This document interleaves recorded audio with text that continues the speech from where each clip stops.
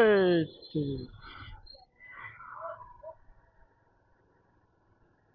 এটা তো ভালো জিনিস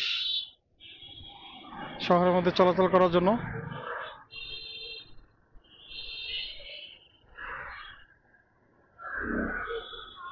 ভবিষ্যতে অটো টোটোর ভাত মেরে দিব, এটা যদি সহজলভ্য হয়ে যায়,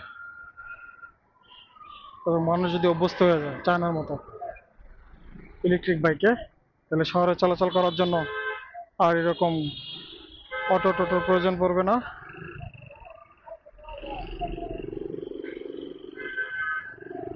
এটা চায়নায় এখন বহুল প্রচলিত, এই ইলেকট্রিক সাইকেলগুলো। এবং বাংলাদেশে এবং বিভিন্ন দেশে এই ইলেকট্রিক সাইকেলগুলো ভালোই জনপ্রিয়তা পাইতেছে, এবং বাংলাদেশেও দিন দিন এটার জনপ্রিয়তা আরও পাবে। শুধু উচ্চ মূল্য কারণে মানুষ এই জিনিসগুলো থেকে, আর হচ্ছে ডিউরেবিলিটি, অর্থাৎ লং টার্ম ইউজ করার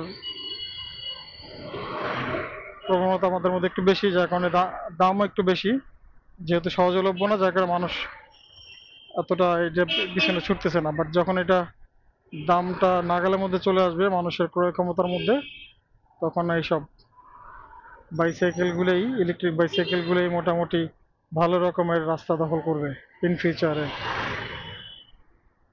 ফিউচার ম্যাটেরিয়ালস, ভবিষ্যতে মানুষ এই ইলেকট্রিক সাইকেলের পিছনেই বেশি আগ্রহী হবে, খালি দামটা যদি রিজনেবল আসে।